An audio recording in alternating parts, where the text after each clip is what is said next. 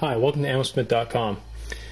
We're going to start a series on affordable swaging, and we're going to be doing this with the C&H tool and die swaging die set.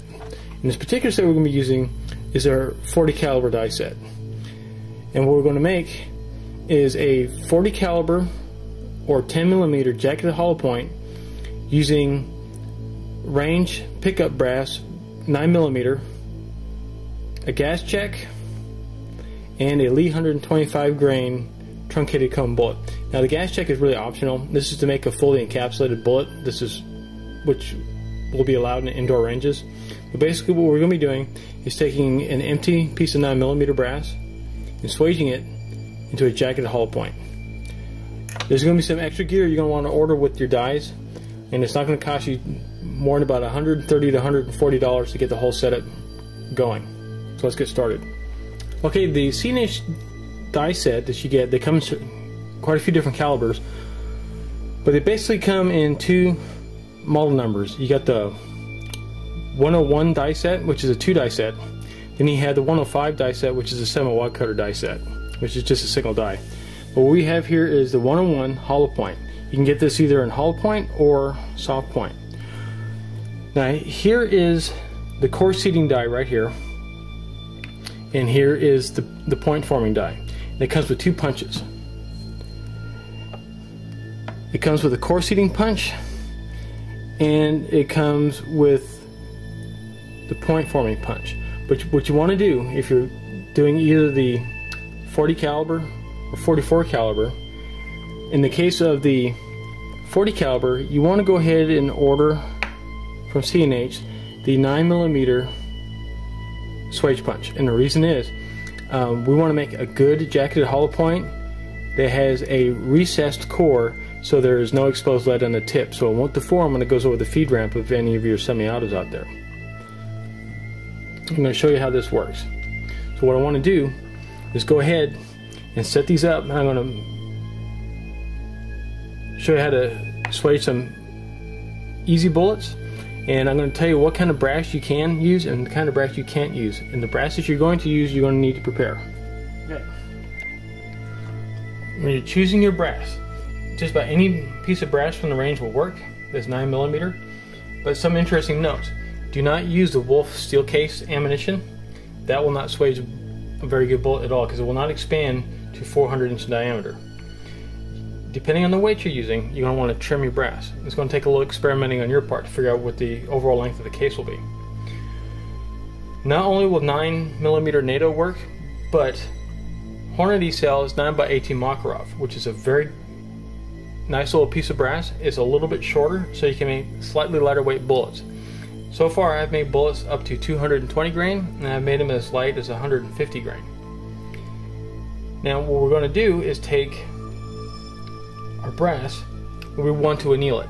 The best way to anneal this is either use a torch, get it cherry red hot, and throw it in some water. The other way to do it, which is a faster, semi-faster way, it's a less labor intensive way, is to take an old cookie sheet, set the brass out on the cookie sheet, set it in your oven, and turn it on to self-clean. What this will do is it will anneal the brass, because the oven gets about 1100 degrees, and it'll soften the brass to the point where it'll expand and fill out the die completely and make you a nice 400 inch diameter bullet. You can also use the Blazer aluminum case stuff, which we will experiment today with. You want a good core. The best core to use for just general purpose is the Lee 125 grain truncated cone. This makes approximately 183 grain bullet to 180 grain bullet, depending on the weight of your brass. Remember, consistency is everything. So once you get your brass sorted, what you want to do is sort it by brand. Then you want to sort it by weight if you want to go for extreme accuracy. Basically what I'm doing, I'm still experimenting with the accuracy of this stuff. So I'm taking the extra steps to trim, deburr, and weigh them. You also, by the way, want to keep the fired primer in the case, and what this will do is prevent the gases upon firing pushing the core out of the bullet and leaving the jacket in the barrel. This is very easy to set up. and we're going to go ahead and use a RCBS rock chucker press to do all our work for us. One other piece of equipment you really want to have around here is a 9mm shell holder. And the reason is, every once in a while the hollow pointing die, or the point forming die that creates a hollow point, sometimes the bullet will stick to it. And with the rim on the case, it's very easy to put the shell holder on, pull down, and pop it free from the point forming die. You're also going to need lubricant. And in this case, we're going to be using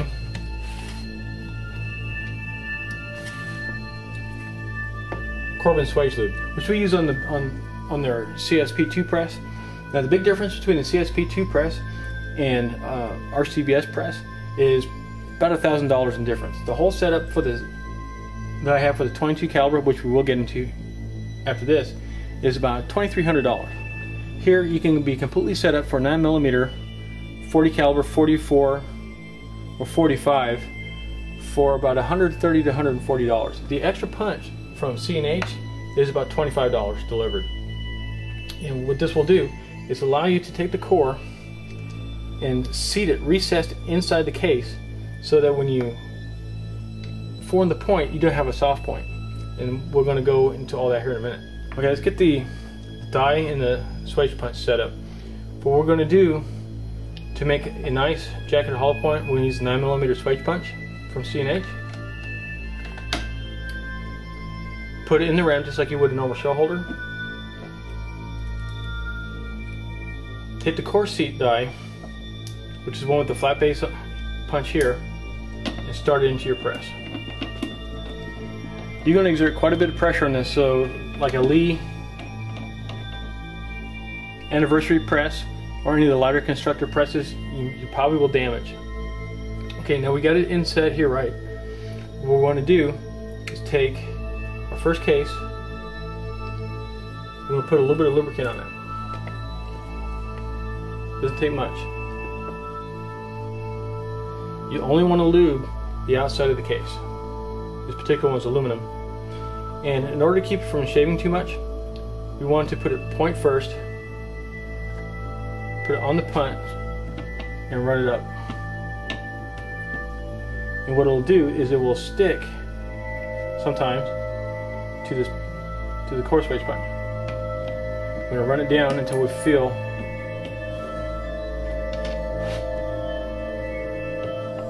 it start to work. We're going to turn it about 1/8 of a turn.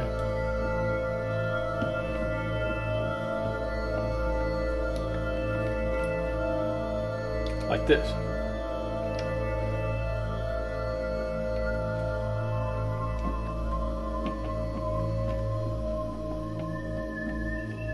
So it's a little tricky to get it in there.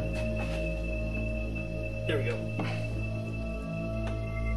If you feel too much pressure on the cam over, back it off a little bit. Once you feel that you have it pretty much where you want it,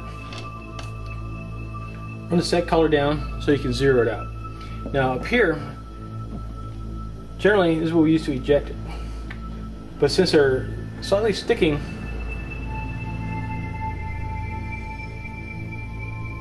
to the core swage punch here, we'll just pop them off. Once you set your cores, there's other options you can do, and I'm going to show you those.